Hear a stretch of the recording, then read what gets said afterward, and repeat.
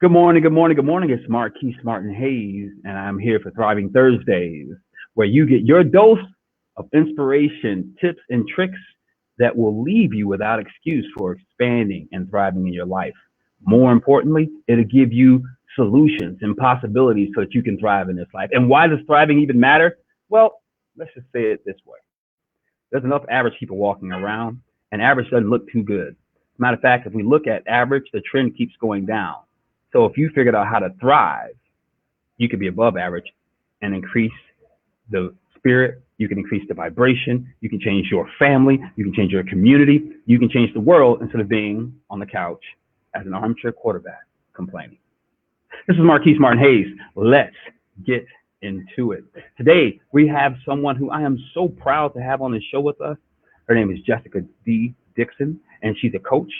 She's also known as the Black Mermaid. And so whether you know it or not, she is getting ready to come on the show here and going to completely bless us and transform our lives. But as I like to do every week and prepare you, I like to share what I do with Rodan and Fields, and today is no exception. So if you hold, we need to pay some bills.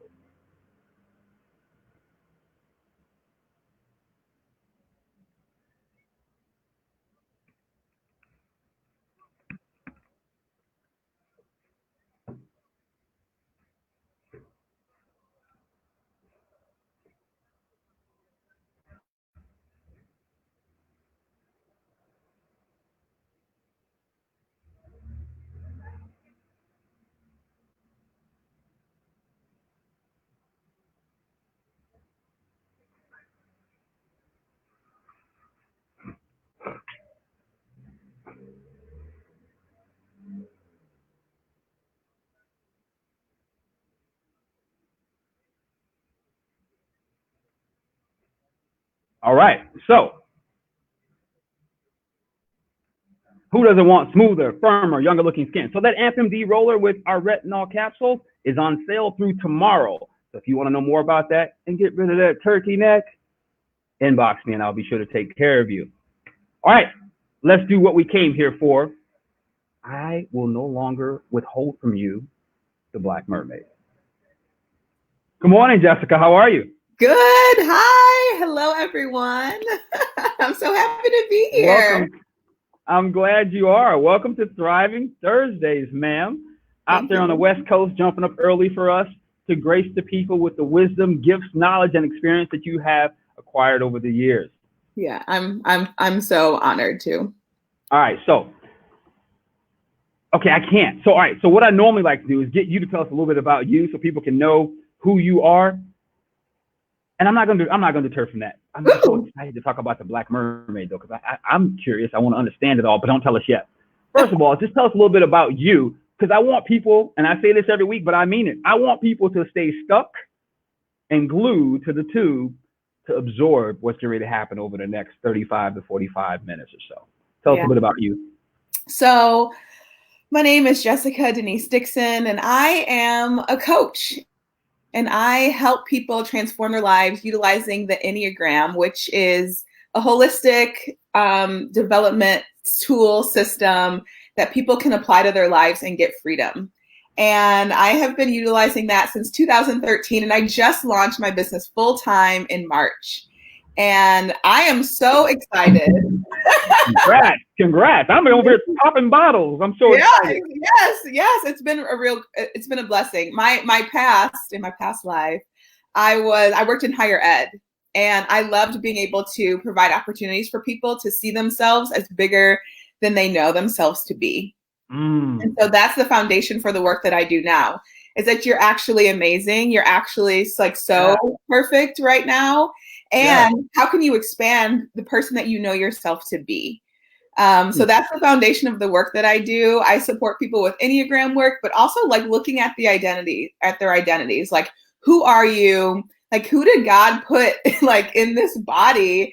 And why does it matter? And how does it impact the way that you express yourself in the world? And how then can you sometimes, especially for Black people and people of color, we have a lot of things weighing on us. We have kind of like the white gaze, or like, the construct of whiteness that we're like having to be a certain way, perform a certain way. And then we sometimes have pressure from our ancestors and our elders to like be a certain way and to have a certain career and to present a certain way. Yeah. And there's a lot of survival that goes on. So my mission in life is to pull people out of survival into thriving and expanding who they are in this world so that they can be fully expressed human. Yes.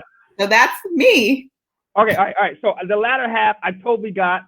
It totally vibrates with who I am in this world, and so I'm glad to be in partnership with you today. I'm literally stoked. Like, my fire's lit, and I'm excited. But I want you to break down Enneagram and what that means in that work, because I've heard a lot about it lately, but I haven't done enough research on it to fully grasp it. So tell the viewers what that actually means. Oh, well, I love talking about it. So the Enneagram, it's this system that has ancient roots. I mean, it's, people look at it, it's a symbol with a triangle, and it's a circle with a triangle inside and a bunch of lines. And people are like, what is that? Like, I don't really know what it is. But what it is, it's a tool for growth. I like to think of it as just a holistic, some people see it as like a personality tool or like a spiritual tool. Really, it's about your holistic growth. So that within the Enneagram, there's 9 types. Okay. And each person has a core type that they utilize for the way that they function. And the Enneagram system is about what drives us and what motivates us. So what are the things that keep us going? And when you're thinking about the things that motivate you and the things that drive you and the things that keep you going, oftentimes those things are our core fears, core desires, and core beliefs that we don't even recognize are running the show. And so the Enneagram gives us access to, okay, what am I afraid of right now that's keeping me protecting myself through utilizing this strategy? And how can I then let go of those protections if that's appropriate, or just become more aware and live with much more intention?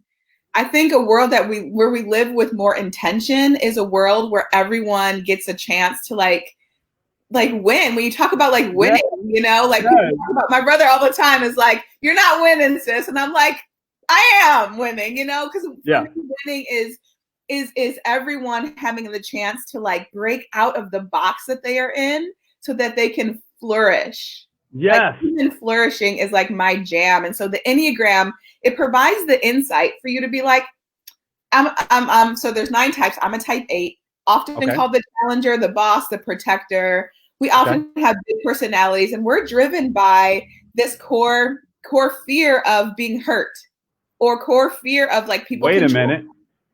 Driven by a core fear. That I want you to continue, but that concept alone. Now, okay, so let me ask this question really quick. Yeah. Are they all driven by a particular core fear? Yep. So all of us actually have a level of fear inside us that drives our action and our behavior. Yep. Because when we say we have fear, a lot of times we pretend like, no, I'm not afraid of anything. Exactly. Yet it's driving who we, okay, keep going. I just want to make sure we get that, because that's rich content. That is super rich. It is. And the core desire. So we have core fear, which is like, please don't hurt me. Don't control me. The core desire is to be in control of my life and to create my own destiny and to really be fully alive. Yes. So within the Enneagram system, like there's these core fears, there's these core desires, there's all these other parts of, there's like what's called a passion, which is like our energetic drive. And for the type 8, it's like, it's called lust, which I'm working on decolonizing some of the language a little bit, because I think the language that's important. Isn't necessarily as accessible as possible, because lust is not necessarily sexual. I mean, it can be, sure, but it's really like that. When you experience lust, that like intensity of like keeping moving and like you have to like keep going after that thing, that pull forward is the energetic habit of the type 8. And so me understanding like, when I'm in this core fear that you're gonna try to control me, it impacts the way that I live in the world. Yes. Yes, it impacts everything, and it creates these beliefs that I have to be strong, that I have to be in control. And when I live out of these beliefs, it limits my full humanity. Yes. Embracing my full humanity, because these core beliefs are not just what I believe about myself, but what I believe others believe about me as well. Like, I don't just think like I need to be strong. I think you think that I need to be strong. And if I'm not strong for both of us, like what will happen? The world might implode. But what the Enneagram does is it shows us like, maybe not. Maybe not. Sorry about that. Keep going. Keep going. So what you just said is with that type of understanding, is it fair, or what you described is almost like people of color given an Enneagram system with all these expectations already built in, not coming at a disadvantage, but come in with stuff they already got to carry with them that's far from who they are. Yeah. Is that fair to assume? Yeah. You know, my work has primarily been with people of color, and the conversation often is, what is my culture and who am I? Wow. And so the search for like, what is my core type, and who did God really make me to be? Like when the universe was like, I want a Marquise, I want a Jessica. We're like, what? Like, who is that? Like, who is that? Yeah. From? And sometimes what I recognize, and I think the limitation of what some teachers have, is that some people can't easily separate themselves out from their culture, because their culture is who they are as well. And so it's important for people to have a space to say like, oh, this is what my culture is. And I function really well in this part of my culture, but this part of my culture, I feel like I'm the black sheep, or like I have to put on a face or pretend because I don't really, that's just not who I really am. But I know that in the culture needs me to be this way. And that's interesting, because I once heard when I was doing some work in the area of social emotional learning, that two people can grow up in the same home and have completely different cultures because of how they perceive the world. Yes. And both sets limits who they get to show up as, because they think they have to. Yes, I talk about this all the time. Me and my brother. So I have an older brother. His name is James. Shout out. And I love him so much. And we have totally different perspectives. We have different conclusions about the way that we grew up. And we're 14 months apart. But if you heard us speaking about specific incidents, we would tell you exactly the same objective facts. Okay. We have like this, like we would tell like this happened and then this happened and then this happened and then this happened. Right. We are totally different Enneagram types. And the ways, the conclusions that we have drawn because of that are so different. And I'm like, how did you get here? Like, we just, but and then like, I didn't draw that same conclusion about things. And so it's really important to see like, we, that how important our type is, and the ways that it creates a different perspective, like that we really like the lens that we look through the world. Is that type. And so we can have the same situation, and two people who have different types have totally different experiences. So in my work with Landmark, we talked about, we used the term story. Yes. The lens through which we see the world. And it's critical. What the work you do is so critical, because if that lens is jarred, if that lens has a smudge, if that lens is cracked, if that's the wrong lens for you that you need, like if it's the wrong unquote prescription for who you are as a person, you show up completely off. Yeah. And who wants to live an inauthentic life? I really think that maybe some of us like, we don't mean to be inauthentic. And sometimes we just haven't had the space to actually explore what our truth is. And like the work that I do, I recognize like not everyone has had the opportunity to spend time really looking at, okay, where am I protecting myself? Where am I using this survival strategy? You said have not had the opportunity. Why is that? There's a lot of things come to mind, but one is, a lot of the time is culture. As people of color, we're often taught like you don't talk about that outside of the house. We're often taught that you don't like, you're not going to air our dirty laundry anywhere. You keep that inside. You keep that here. That explains why we don't go to counseling as a whole, because of that sort of subconscious programming. Yes. Not because we don't want it, but the programming is, you don't do that. I mean, I still have part of that in me. You don't do that. Well, when you think about like the history, I mean, I don't know about you, but I am descendant of those Black people who were enslaved, and telling our business outside of us actually was important. It was good, because information could be taken and it could have been used against us, and it could be used to, have us, be sold away, So there's a lot of things that are so part of the culture, and it's not for bad reason. It's right. It's for good reason, but limiting. Now we have the opportunity now to say, okay, do I need that same protection? Because we might. That's good. And we might not. That's good. But having the opportunity to ask the question is what changes the game. Yes. I remember reading the book, The Four Agreements by Don Miguel Ruiz. And the thing I remember the most, more than I remember anything about that book, was you don't believe what you believe. You believe what you believe because it's the only option you've ever been taught. You have not had enough experience in other arenas to then compare and come to your own singular conclusion, because I've not had the opportunity. I didn't know to ask the question. Yeah. Here's the thing about beliefs is that we don't realize that we have beliefs. Most of us don't. We think we have thoughts. We think we have feelings. We don't think that we have beliefs. We don't see it. We think we have feelings. You better keep talking. Right. What?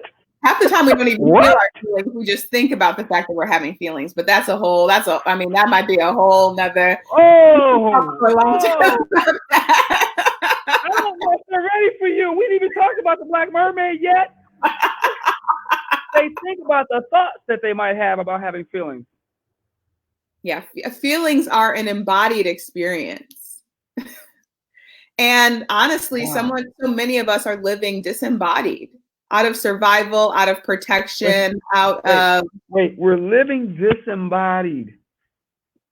You're blowing my mind. Like break that down, because break that down, please. Yeah. Most of us are living disembodied. I understand it from a nutritional perspective and how that works, but I want to hear how that works with you and your work. Yeah. So, I would say that people of color are more in tune with how they present their body identity. That's probably true, because most people of color have had to think about, how does my skin, how does my gender expression impact the way that you're going to perceive me? And whether you perceive me as a threat, whether you perceive me as someone who's credible or not, whether you perceive me in all these ways. Right. But in a lot of ways, we are not raised to trust our body, trust our feelings, and trust our head. We are often raised in these, like I said, not bad, but like survival is like, you need to be sharp. You need to be mentally sharp. Yes. And what happens when we disconnect, when we cut ourselves off, when we go straight into our head, is that we miss our body's wisdom. Yes, we do. And I've done that. I believe that we are created in the image of God. And I believe that God didn't give us these bodies to discount their wisdom. But we think that, the part of us that's made in the image of God is what, like, our reasoning. Like, no. We have a whole body that's created in the image of God. We all reflect the divine, not just in spirit, not just in but like literally every part of us. And if we really believe that, then we have an opportunity. Like I said, it's all opportunity. It's all possibility to then actually tune into what's happening within our body and tune into that wisdom and allow it to impact the decisions that we make. Often when you hear, from people who have been like in relationships with abusers, for example, they'll say like, my body was like, no, Jessica, run. But I've never been taught to listen to it. Or we'll say, I knew I should have. Something told me, but I did this anyway. Yeah. And so we're disconnected. That's the disembodiment.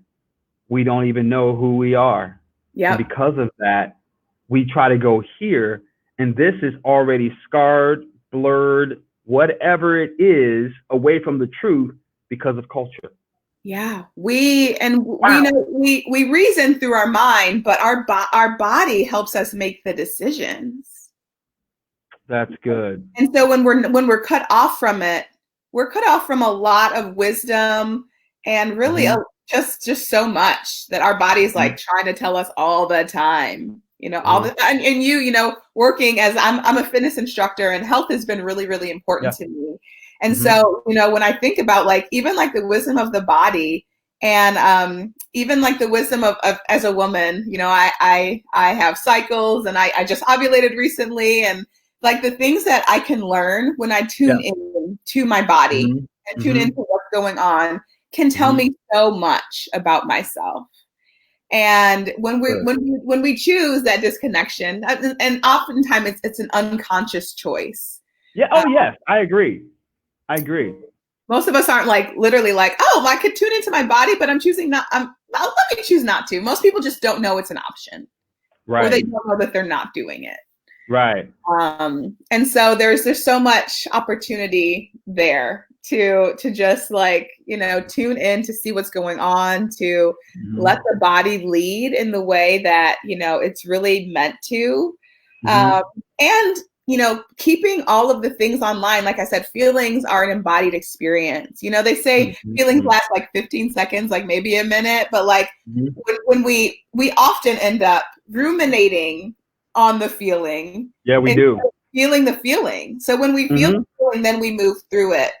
And when we end up ruminating on it, we end up staying with it for days, hours, weeks. We can stay with a thought and think that it's a feeling instead of letting ourselves actually feel it and letting ourselves move through it. Or letting ourselves be present with where we are right now versus where we were back then. Yeah, and I think that part of where we get stuck is, I've gotten stuck there. Yeah, and I was, taught that my emotions were really big, and I really shouldn't express them. I really shouldn't feel all the things that I was feeling. And it wasn't in a bad, and said to like hurt me or anything, but I recognize limits of it now. Where now I'm like, I want to fully feel my feelings, because that's the way through. It's the way through for all of us. And when we think even about the things that we're going through in our society, there's a lot going on right now. Yeah, there is. When we tune into, when we go into the head, it creates much more of a disconnection within ourselves. And how can we be connected to our society if we are disconnected from ourselves? We can't. It's impossible. We can't. Society, we can't even be connected to our family. I've been in that island that I created in my own mind, and time just went by. I mean, I was talking to my bookkeeper the other day about some things, and I was like, I was a zombie for like a window of time because I was up here and didn't even know it. Exactly. Didn't even know it. All right, so question. I'm blown away by the disembodiment and the necessity to connect with feelings. Now, they see your Instagram below, and so they can connect with you to go ahead and get some coaching. Yeah. What 2 or 3 things can you give us now that might help us move from a disembodiment stage back to oneness with ourselves, or as you would see it or term it? Yeah. So one thing that comes to mind immediately is when you notice that you are reactive about something. When you just like fly off the handle, or you want to like get either upset or really excited, to slow down and find what is happening in your body. There's a difference between reacting and responding. Yeah, there is. And the difference is that when I respond, I give myself time to understand what is going on within me. And often when we react, we don't get the best outcomes. Wait, you just said something so key. You said when we respond, we give ourselves time to find out what's going on, not with what they said or who they are, but what's within us. Yep. That's huge. Yeah. Because sometimes we respond, we process, and then we come up with our view of what the other person or the situation is, which is important, but not the same as what's happening within me. Exactly. And often That's what's huge. happening within us is like the most important thing. We're not like responding to even what they have to say. We're responding to like the discomfort that we have, or the excitement that we have, or whatever is going on within us, the anxiety that we have. And so when we take a moment, you know, instead of just like going out there and reacting, when we can just be with ourselves for just a minute, you know, it doesn't even have to be a long time, and just feel into like, where am I feeling this? Like, oh, I'm feeling, you know, a little bit of tightness in my belly, or I'm feeling like this clenching in my womb space, or I feel, you know, like we can really actually have so much. There's so much information there that we can then use to form our response, and to really be with, when I'm with myself, then I can be with you a lot easier. And so hold on. Repeat that slowly. Yeah. When I am with myself first, then I can be with you a lot easier. There's less projection, you know, or I'm not like making up a story about like what you have going on. Like I can just let know, because when I'm with myself first, I can actually be like present to like, you know, Marquise, I have a story right now that you are thinking this about the situation. Yeah. And I can ask, because I've actually been with myself enough to know what's going on within me. That's good. It transforms relationships. Hello. I mean, there's like work relationships, relationships, parenting relationships. It transforms the freaking country if we actually did the work. Yeah. Because a lot of what is happening with racism, I don't want to jump off on that topic necessarily, but what I mean is it's not figuring out what's going on with me first. Yeah. It's to disconnect within me first. And the work that I do in nutrition, if your body's unbalanced, if you have free radicals roaming all through you, and if you don't have a clean diet, you actually do, then if you're dehydrated, you're not in tune with who you are. You're disconnected because you've got so much garbage going through you that it disrupts your ability to be centered with your own spirit. Yep. You're saying some good stuff, man. It's crucial that we get that part. That's how we transform. That's how we transform our world. That's how we transform a culture. That is how we transform our lives and really create a future for the people who are coming after us. You know, absolutely.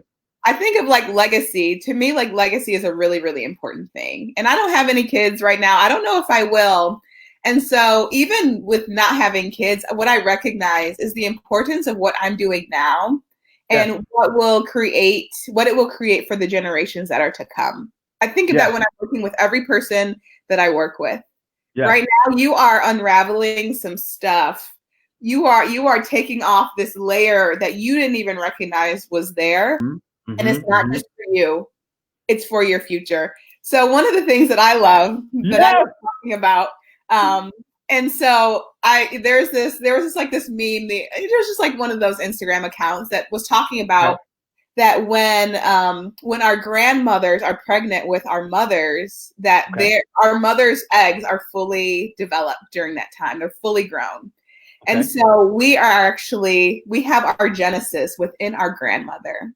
And with all of the epigenetic inherited trauma research that's coming out about the ways that we inherit trauma through our genes, what I see is, like I said, opportunity to heal. So if I'm inheriting the stuff around money that my grandmother who grew up during the Depression had, if I'm inheriting that, when I work on my money stuff, what do? I can actually heal my grandma's stuff. It's not just really my own stuff. And as I think about that, I think like my eggs, and if I have a little baby girl, can go out two generations after me will impact that, right? Wow. And so that's like 150 years of healing when we do our work. Yeah. Wow. And like, Wow. for guys, it goes for guys too. You might be Oh, able yeah. to produce but you can heal your lineage. And there's so much that I just think is beautiful about that. Mhm. It's such an opportunity for us to not just look at, okay, like this is my life, and to be so like almost like self-centered and like this is my life and Yeah. it's fine. Yeah. But to think like it's not just my life. I inherited this Yes. from people who I love, people who cared Yes. for me. And Yes. I'm going to pass this on, energetically or through my genes to someone else. So what am I then passing on? Okay, you are not going to unravel us, Miss Jessica D. Dickson, and have us going, oh my God, this isn't even mine, and then not give us at least one key that we can start pursuing to unravel that mess. Yeah. Yeah. Yeah. Give us at least one thing, because now we're aware, right? Well, you got to help us move from this spot so we can begin to thrive. Yeah. What's one thing that we can do to begin to recreate so that 2 generations out, it's not repeating, and so that we don't have to continue living from it? Yeah. Well, one thing that I believe is really important is checking your nervous system. So I talk a lot about the Enneagram. And one of the things about the Enneagram is that these patterns, they have woven themselves into our nervous systems. Just like our beliefs, they weave themselves. We believe something and then we take action, and then we rely on confirmation bias. Yeah, we do. Yeah, we do. Deeper and deeper and deeper. So the things that we believe, we're often unconscious of them. So dealing with what do I believe and how do we get there? We get to what we believe by looking at our thoughts and our feelings and our actions. Okay. You can find out what you believe by the action that you're taking. That's real. What you're not taking. And so that's real. And that's good. Yeah. Yeah. You can tell. Good. And so when we are so prone to these habitual patterns of action, habitual patterns of thought, habitual patterns of thinking, it impacts our nervous system. And as we start to look at what is happening in our nervous system and we start to unravel it, we recognize we've inherited that. We've inherited it. And so when we start to look at it, that's when it starts to happen, and we start to actually be able to see like, oh, this isn't mine, because we don't know until we start to look. So when we start to look at where I am right now, then we can see like, but I don't think this is me. This is me. This doesn't feel like me. And then we can start to look and see like, where might it come from? Like, where might I just inherited this? And it's just something that I inherited, and now I can honor it. And I think too, when we're thinking about communities of color, especially, there is like this: I cannot dishonor my ancestors. Like we hold our ancestors in such high esteem in so many ways, and we don't want to, But a lot of the time, it's like, oh, well, they believed this, and they had this experience, and and for them, it was flourishing.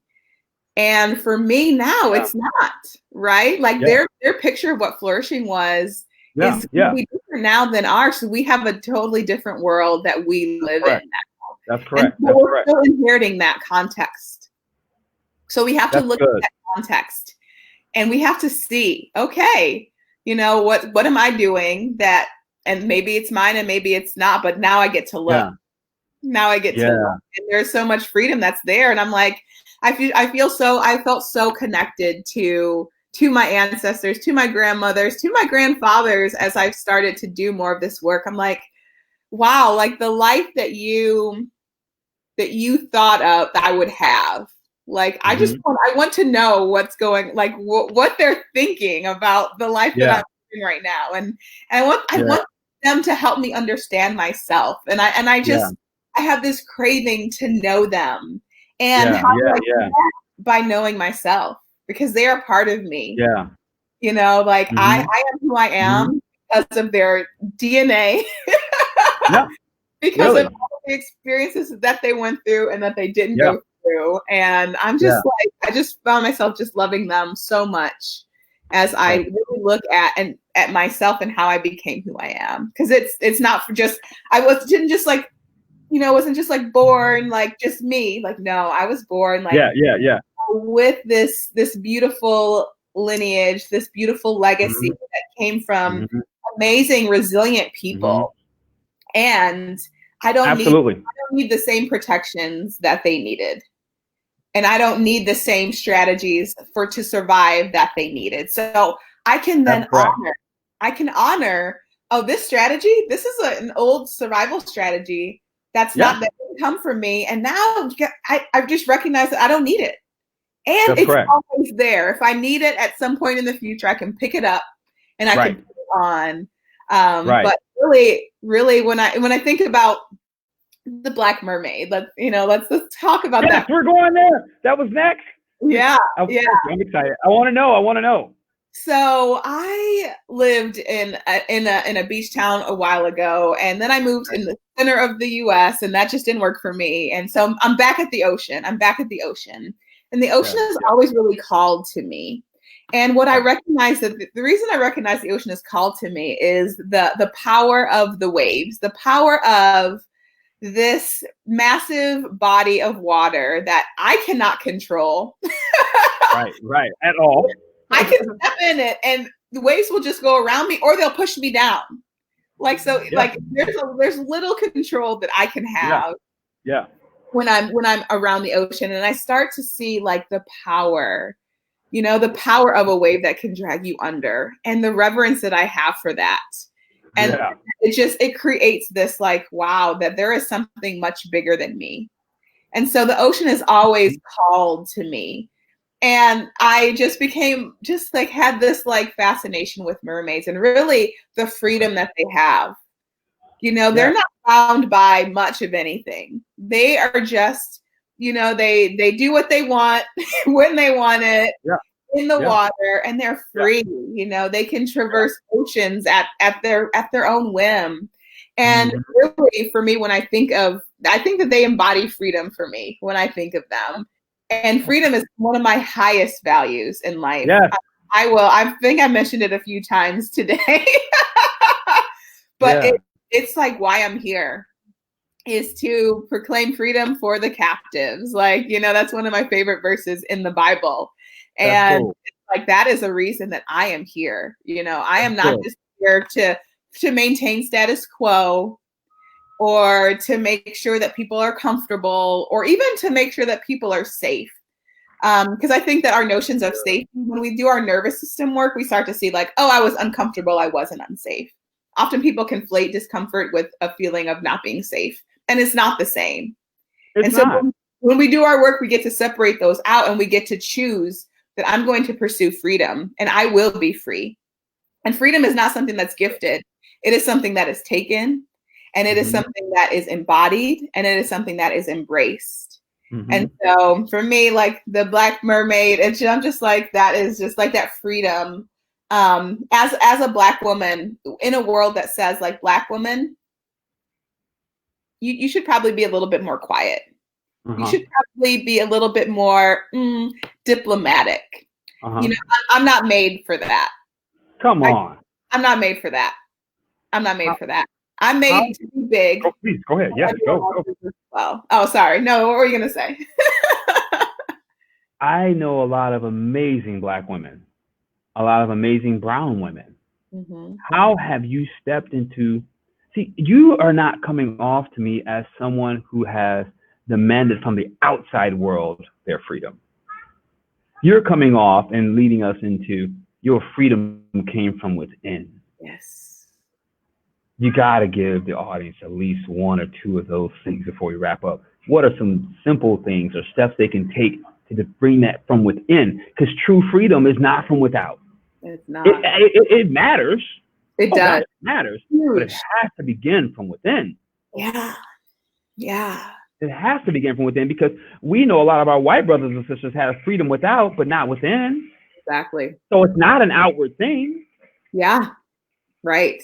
They're you know, they're just as limited in their own ways. Correct. And Correct, so we're right. busting out of the limits. We are busting out of the limits. Because we're all disembodied. Yeah. Which the thing, I mean, really, it's like, for women, I have so many things that I can say. And so I'm just going to riff. And Give us a couple. We got like 10 minutes. Give us a couple.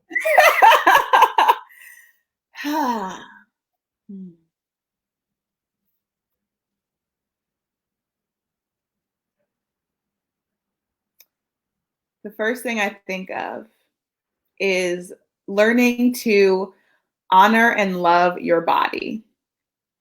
Okay.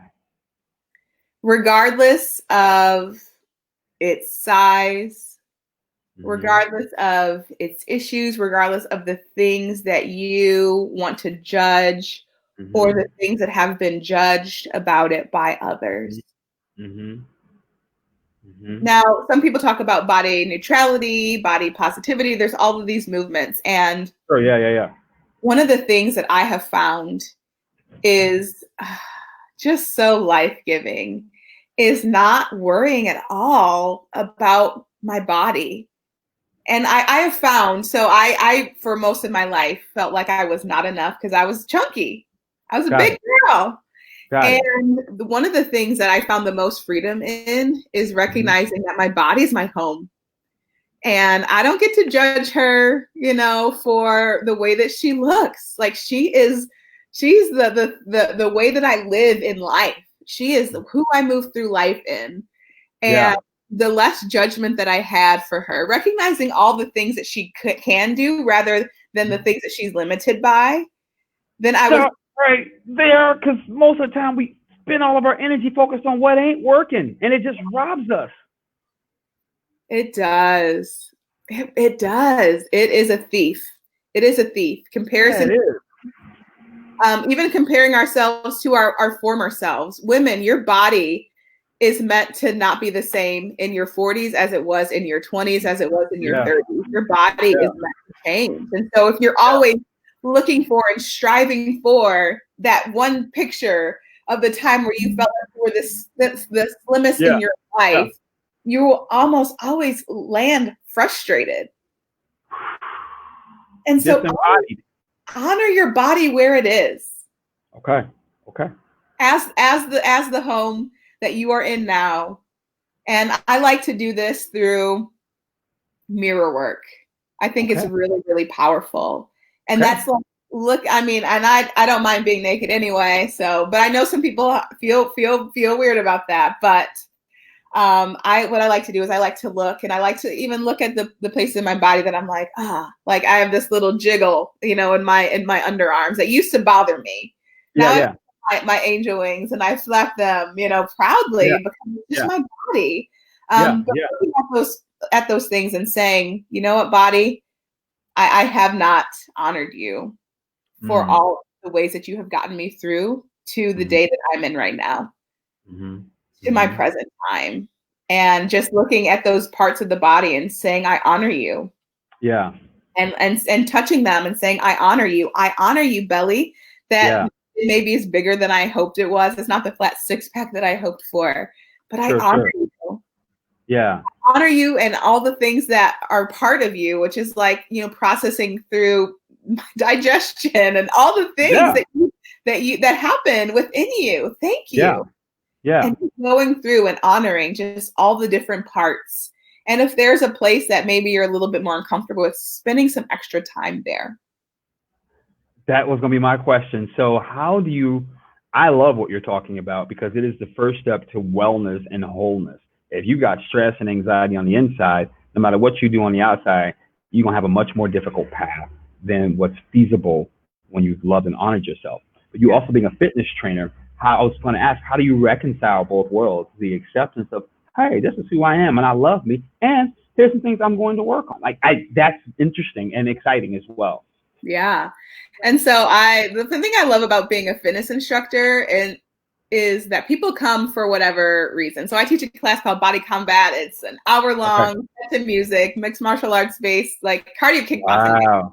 Like, and so my body is not small. And what I love about being an instructor is being able to show people that your body is actually capable of more than you have even imagined. Yeah. And, people of all shapes, all sizes, all levels of ability or disability are able to come, and they're able to do what they can do. Right. And the thing that for me, that's really important, especially as a fitness instructor, is that you come for whatever reasons that you come for, but that you know that this is about you claiming the power within your body. And so that's good. When I'm instructing, I'm like, look at all the things that you're doing. Like sometimes, and I tend to be a little bit of a harder instructor. Like the things that I choose and I put together, I'm like, you will be out of breath by the end of this. You will hardly be able to breathe. You won't even lift your arms. But I want you to see by the end of this that you did not stop, that you were powerful beyond what you imagined yourself to be. And look at all the things that you can do. And when you do this workout, what you do is you set the foundation for who you can be in the world, for who you get to be, for the power that you get to choose, for the strength you get to have in dealing with everything. I say it starts here, and you take what you did here and the fact that you were unstoppable when you wanted to give up and just go stretch out in the lobby, that you didn't stop. So you take this here and you let this be a lesson for your life. And it's not about losing weight. It's not about losing weight. It's about embracing and harnessing the power that's within your body. And so for me, that's where I don't. Yeah.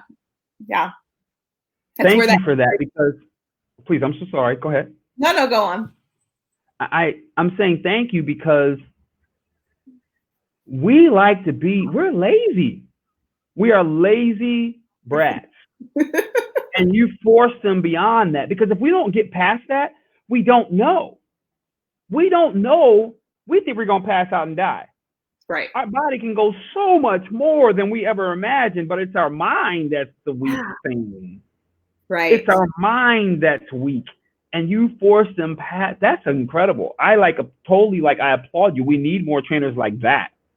One of the things I always say is like, let's sync up. We got to sync all these parts up. You're syncing up your body because it's all this routine that's like routine music. So they can come back and have, know the routine after a few times. Sure, so you're syncing up your body with your heart, which is like the feeling of it, with your mind, which is like maybe the routine. So you can connect all these things. And what happens then is this connection to spirit that is like beyond what you have known in the past. And that's why I'm like, people, this is why you keep going. Yeah. Your body your mind might want you to stop. Your body might be tired. Absolutely. That is part of the process. Yes. But when you're synced up and you're in touch with spirit, you just go. Yeah. You just go. You're enlivened. You're unstoppable. There's no stopping you. So that's the importance of living this embodied life. That's good. That's the crucial part. Is when you're missing out on that. Sure, like spirit's always there and is always with you, but that connection to it that you have. Yeah. Beyond this world. That's really good. Wow. Okay. All right. So I've had this thought, and I'm just gonna throw it out there. But we're gonna probably have you in from time to time as the show's coach, dadgummit, because I love the way you are able to articulate this freedom, this path of freedom for people in such a practical manner. And we just got to have you back. We just got to have you back because I know there's a lot we didn't unpack that's in you, and it's essential because this entire show is about learning how to thrive. The spirit behind it is very similar to yours. I want to see people free to discover how amazing they already are, not the lies they've been told. We want to get all that out the way so you can show up as who you actually are, not in your braggadocious I am and have to prove. No. Because within you know it and you experience it. There is literally nothing. And I want everyone who's watching this to really hear me when I say that you have literally nothing to prove. at all. That there is no thing within you that is broken or wrong. Come on. And that there is nothing in this world for you to prove. Your mere existence is enough, and you are. Yes, there is nothing to prove. Well, Miss Black Mermaid, we've reached our end for this moment. If for any reason you decided tomorrow to move to Bali and become a monk and take a vow of silence for the next 10 years, what would you leave us with? Sometimes that doesn't sound so bad. I know, right? I'm like, that might be good. One thing, I have so much. So let me take a second. Sure, take your time.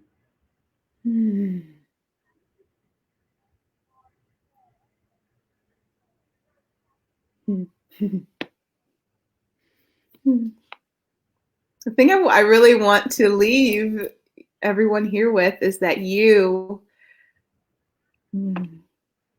incomparable, that you are a miracle, that you are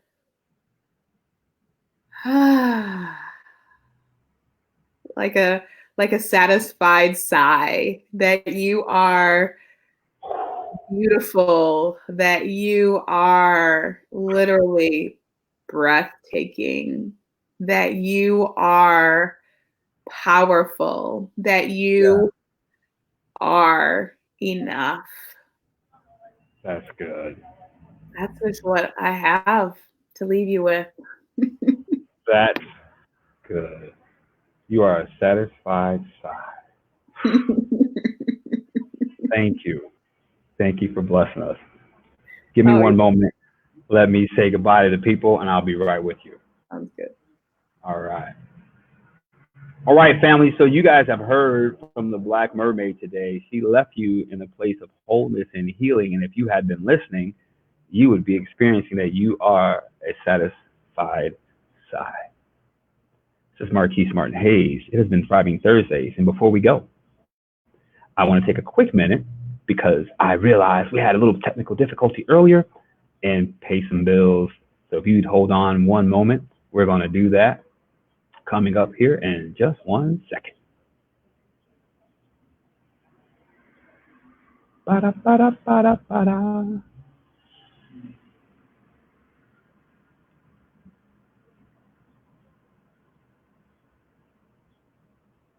I love pauses. It's like working with technology and getting better and better with it every time. It's just what the world comes to.